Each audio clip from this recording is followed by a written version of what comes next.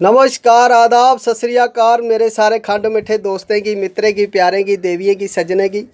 मित्रों आऊँ हर्ष हर्ष तुंदा मित्र, जिसी पवा दे हर पासेआ छित्तर। अज एक बारी परतियै हाजर होई तुंदे सारे अगे अपनी एक होर डोगरी कविता लेइयै। यह कविता मैं पहले भी सुनाई ही ते मेरे कुछ दोस्तें तक नहीं पुज्जी सकी है, इसलै इसी मैं परतियै सना दा। ते कविता मैं अपने गै घर परिवार पर लिखी दी है ते मेद करङ तुसें जरूर शैल लग्गग। कविता का नाम है बब्बै नी मारी गटारी दे पुत्तर बने दा शिकारी। एक दिन इ'यां घर बैठे ते गल्ल लगी दी ही ते मैं आखी बैठा अपने पिता होरें गी, मैं पापा जी छड्डो परे, हून तुस बुड्ढे होई दे हो, तुं'दे कोला नहीं होना। ते पिता होरें केह् आखेआ, उ'नें आखेआ गल्ल सुनो पुत्तरा, अकल नहीं तुगी दुआनी दी ते गल्ल करा दा चौआनी दी। आ सनाना तुगी अज्ज स्टोरी अपनी जोआनी दी।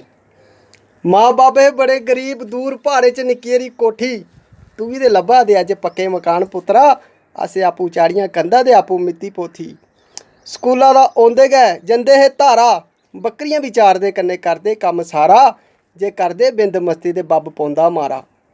पंज भैन भ्रा सिरे दे कनीती, पंज भैन भ्रा सिरे दे कनीती, कुकड़ी दी लत्त भन्नी छोड़दे मारियै गीटी। तुं'दे कोला 20 किलो दी गुत्थी नहीं चुकोंदी पुत्तरा, अस पिज्जड़ मारियै घसीटी।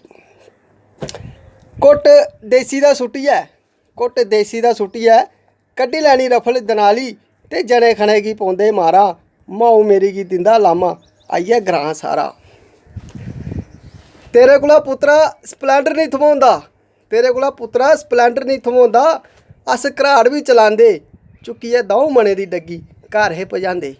और तू जेह्ड़ा 100 रपेऽ दा, और तू जेह्ड़ा 100 रपेआ लेइयै मोटरसाइकल दे ब्हाने, तेल दे ब्हाने 100 रपेआ लेइयै जाई कुड़ियें गी कोल्ड ड्रिंक पलाना, पुच्छेआ माऊ अपने गी कदें कदें अस बी चाह् पलैंदे। यारें कन्नै ही यारियां ते कन्नै नभाइयां रिश्तेदारियां, मैह्नत करी नां कमाया, इ'यां निं पुत्तरा दरै पारियै कलोतरा खोआया। इन्ने चिरे मां मेरी आई आखा केह् मत्त देआ दे ओ जागते गी। पापा होर आखन लगे कक्ख निं भलिये लोके, बब्बै नी मारी गटारी दे पुत्तर बने दे शिकारी। ते मता धन्नवाद दोस्तों, उम्मीद करङ कविता तुसेंगी जरूर शैल लगी होग। और आखने की जरूरत नहीं पौग तो शेयर भी करगे, लाइक भी करगे, कमेंट भी करगे। जय हिंद, जय भारत, जय डुग्गर।